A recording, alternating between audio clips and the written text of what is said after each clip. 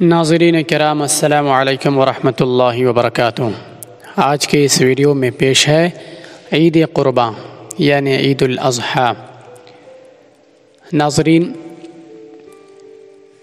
اللہ 2 مہینے 10 دن کی مدت بھی کوئی مدت ہے؟ بات کہتے کٹ گئی اور شوال کی پہلی کی یاد ابھی مٹنے نہ پائی تھی کہ ذی الحجہ کی 10ویں آ گئی۔ وہ مسلمان کی پہلی سالانہ عید تھی، یہ دوسری اور آخری۔ وہ عید الفطر تھی، یہ عید قرباں یا عید الاضحیٰ۔ وہ عید میٹھی تھی، آج کی عید نمکین۔ اس روز سیویاں پلائی گئی تھیں، آج قربانیاں ہوں گی۔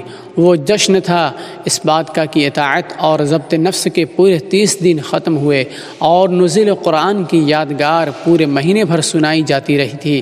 آج خوشی اس کی ہے کہ نصیبے والے عین مرکز اسلام میں کعبۃ اللہ کے گرد چکر کاٹ رہے ہیں، طواف و زیارت کی دولتوں سے مالا مال ہو رہے ہیں، پروانے شمع پر نثار ہو رہے ہیں۔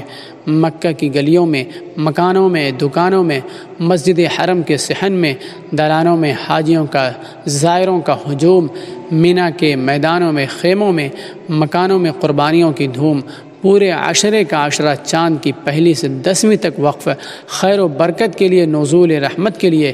جس نیکی کی بھی توفیق پا جائے، ہمیشہ سے زیادہ معمول سے بڑھ کر ثواب لائے۔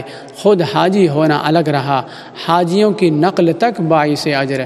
ان کی طرح بال بڑھائیے، ناخن نہ ترشوائیے، اس کا بھی اجر پائیے۔ ڈاکٹر جب مریض کو آپریشن کی میز پر لٹاتا ہے تو پہلے آپریشن والے عضو کو دوا لگا کر سن کر دیتا ہے یا مریض کو کلوروفارم سنگھا کر بے ہوش کر دیتا ہے۔ مسلمان بھی جب جانور کو ذبح کے لیے قبلہ رخ لٹا کر گلے پر چھری چلاتا ہے تو روح کو ایک مختصر 2 لفظی نغمہ سنا کر مست و مدہوش کر دیتا ہے۔ بسم اللہ اللہ اکبر۔ اے خاک کی مورت، میں تجھے مردہ اپنی طرف سے نہیں کر رہا، میں تو خود تیری ہی طرح مخلوق، تیری ہی طرح بے بس، تیری ہی طرح خاکی، تیری ہی طرح فانی۔ میں چھری چلا رہا ہوں اپنے اور تیرے پیدا کرنے والے کا نام لے کر، اپنے اور تیرے مالک کے قانون کے ماتحت۔ زندگی کا عطیہ بخشنے والا بھی وہی، اسے واپس لینے والا بھی وہی۔ جان ایک روز ڈالی بھی اسی نے اور آج نکالی بھی اسی نے۔ بڑائی کا حقدار، حکم چلانے والا صرف وہی۔ سنتے ہیں کہ فوج کے سپاہی جنگ کے میدان میں فوجی بینڈ اور وطنی ترانے کی آواز سن کر ایسے مست ہو جاتے ہیں کہ جان کی پرواہ نہیں رہ جاتی، اور بندوق کی گولیوں، توپ کے گولوں، سنگینوں کے وار کے لیے بے تکلف اپنے سر و سینے کو پیش کر دیتے ہیں۔ اللہ کے نام کی کشش کیا روح کے لیے اتنی بھی نہیں۔ جاننے والے تو یہاں تک کہہ گئے، روح اس میں پاک سے ایسی مست اور بے خود ہو جاتی ہے کہ خود حالت طرب میں ہنسی خوشی بہار آ جاتی ہے، چاہے جسم دیکھنے والوں کی نظر میں تڑپتا لوٹتا رہے۔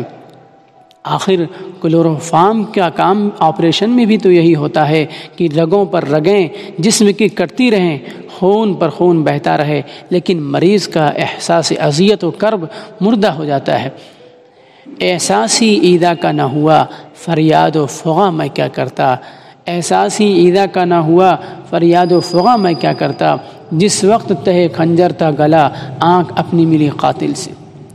کہتے ہیں کہ ایک بار انہی کعبہ کی تعمیر کرنے والے، آگ میں کود پڑنے والے، حج کی پکارنے والے ابراہیم علیہ السلام نے بھی قربانی پیش کی تھی۔ یہ قربانی بکرے کی نہ تھی، مینڈھے کی نہ تھی، اونٹ کی بھی نہ تھی، چہیتے اور لاڈلے نور نظر اسماعیل کی تھی۔ خواب میں حکم محبوب ترین ہستی کی قربانی کا ملا۔ پیغمبر کے خواب بھی الہامی ہوتے ہیں۔ صبح اٹھ مشورہ اسماعیل سے کیا، اس سے کیا جو آنکھوں کا تارا، بڑھاپے کا سہارا تھا۔ مشورہ خود اسی کے ذبح کے باب میں اسی سے کیا۔ دنیا کی تاریخ میں کب کسی عزیز نے اپنے عزیز سے اس کے قتل و ذبح کے باب میں مشورہ کیا ہے؟ کب کسی شفیق اور عاشق دار باپ نے اپنے لخت جگر کے سامنے یہ تجویز پیش کی ہے؟ ہر صاحب اولاد دل پر ہاتھ رکھ کر سوچے، بیٹا بھی کس باپ کا تھا؟ فوراً آمادہ ہو گیا اور عرض کیا، ابا جان آنکھوں پر پٹی باندھ لیجیے گا، ایسا نہ ہو کہ عین وقت پر میرا چہرہ دیکھ آپ کی ہمت جواب دے جائے۔ باپ نے آنکھوں پر پٹی باندھ خدا معلوم دل پر کون سے پتھر کی سل رکھ کر حلق پر چھری چلائی۔ معن یعنی ساتھ ہی قدرت حق سے نور نظر کی جگہ ایک جنت کے میڈھے نے لے لی اور چھری کو پھیرنے والے نے پھیری اسماعیل کے گلے پر، لیکن چلی وہ اس غیبی مینڈھے کے حلق پر، اور اسماعیل علیہ السلام وفدیناہ بذبح عظیم کا پروانہ بشارت یا زندہ جاوید ہو گئے۔ آج کی قربانیاں یادگار ہیں اسی ذبح عظیم کی۔